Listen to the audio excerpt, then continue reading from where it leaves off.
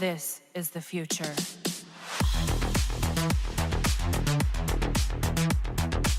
Hello ladies and gentlemen, Sigvalgrim here and welcome to another episode of A History of.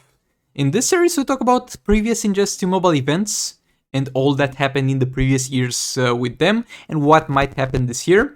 Today we're going to cover the Black Friday event and we're going to go over what happened and what may happen.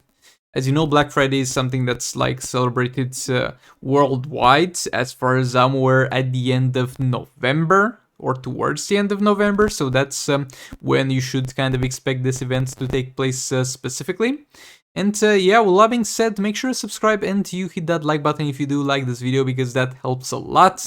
And keep in mind, as long as you're subscribed to the channel, as soon as the event actually drops in the game, I'll be here to inform you what chests are going to be the best ones to buy.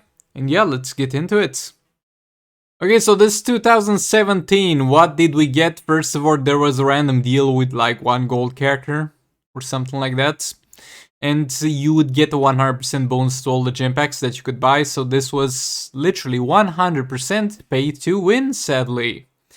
And yeah, I think it wouldn't even be a good deal for the pay-to-win players nowadays, since we got the whole Tapjoy wall where they can spend money far more efficiently if you had the option to that.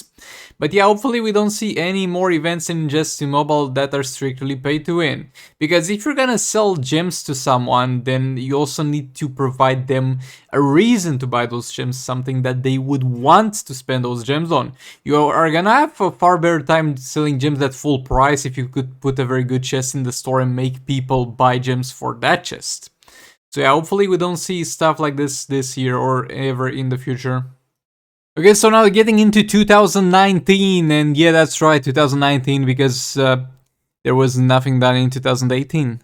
In 2019 we get all those bullshit 3-star, 4-star bundles, which are not that great. We get some packs that had a lot of resources, at that point being the only resources you would need. Like, there was no artifacts in the game yet at that point, as far as I remember, so it was only reforges, gems, credits, gear materials, and all that stuff. Overall, the bundle suffered a better value compared to the other things you could buy in the store with real money. We got a Black Friday gear booster chest. That was a terrible thing, because quite soon before this they had like the booster pack removed from the game, which was brought back like a couple of months ago, I think, once. But previous to that, it was like a staple in the store, as much as the resource pack is in the special offers. You would just see it very often. They got that out and people were pissed. Why did you remove this from the game? Bring it back. And then they brought this thing, who was like more than double the price of the gear booster pack, and it had actually worse odds, so people were outraged at that. And that was not a good deal back then, and right now is definitely not a good deal, because as I said, reforges are gonna be acquirable through completing stories eventually. So if you're patient, you're going to end up in a spot where you get far more resources than you need.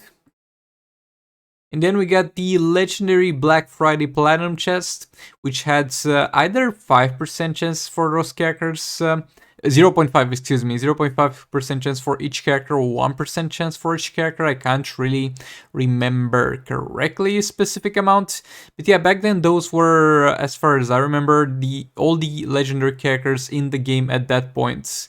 There was no Justice Superman rework, and the Suicide Squad didn't yet come into the game. So yeah, I think those were literally the only 5 legendary characters in the game, and this might have been the first time we have seen this legendary chest. It'll go further to be rebranded as the Platinum chest after this Black Friday, and if there were 1% chances here, they were definitely lowered for that. But yeah, this is what happened in 2019. Okay, so this was 2020, and as far as you can see, it was a little bit of an awful sale, because they did the same mistake they didn't pass in 2017, and I hope they did learn from their mistakes and will not do anything like this year. But in this sale, they yet again only targeted the pay-to-play players, with a new thing that they introduced that year, which was the Soul Raid artifacts. It was not as pay to win as it is right now with the Soul Raid artifacts, because there was still an artifact chest that you could buy them from, but at the same time you could speed up your progress by buying bundles that contain those artifacts. And those bundles for this Black Friday sale were on sale and were pretty much the only thing that they did for literally the entire sale. It was not even targeted only to the pay-to-play players, but only specifically to the pay-to-play players that wanted some Soul Raid artifacts. This was awful, this was terrible, and I mean it was beneficial for people who wanted to specifically get this, but I hope something like this doesn't happen. Don't get me wrong, I love artifact bundles discounted, like 35% on that with 2 artifacts is gonna make it far more worth it. Please bring it back this year, but at the same time also bring something back for the people who don't want to spend money. Like, come on, my dudes. Okay, so when it comes to 2021, we got kind of this thing to work with. So look, there's no guarantee any of those chests will be out on Black Friday, but at the same time those are kind of the only data mined images that we are able to get our hands on that have not yet been released as chests, plus some Wonder Woman chests, so that's gonna be also a possibility. Also, I'm not gonna include the chances and the costs, we're going to talk more in depth about that when the chests release. But this thing is not gonna have only those 3 dudes, it's gonna be pretty much a chance to get almost every legendary character in the game. Then more on that when it releases, we're going to go more in depth on it then. This thing is gonna have Batman Who Laughs and Arkham Knight Batman, kind of like the World Domination chest that had Collector vs Superman and Grodd in it.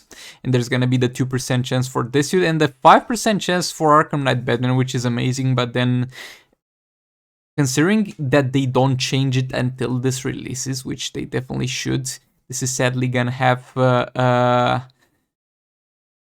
5% chance to get 160 shards for Arkham Knight Batman. This is a problem with the amount of shards you get for Arkham Knight Batman also in his legendary chest. For some reason, each legendary chest in the game is gonna have a chance to get 200 shards for the hero to unlock it. This dude goes only all the way to 160, and there is a pretty big chance. There's a pretty lower chance on his legendary chest, but yeah, here's gonna be a 500% for 160. So that sucks, but still is most likely gonna be the best way to get Arkham Knight Batman. And over here, it's gonna be pretty much a combined legendary chest for all those 3 characters. A proper one for Arkham Knight Batman, actually, like the exact same chances that, for example, Raven has in her legendary chest are gonna be for each one of them in the same chest, and it's gonna be 350. So the character selection is not great because those 2 had challenges, so this is gonna be pretty much the premium, the legendary chest that Arkham Knight Batman deserves, and this is gonna have also pretty good odds to get him. But yeah, we can only wait and see, and I'll make sure to talk about those chests more in depth when they get released in the store.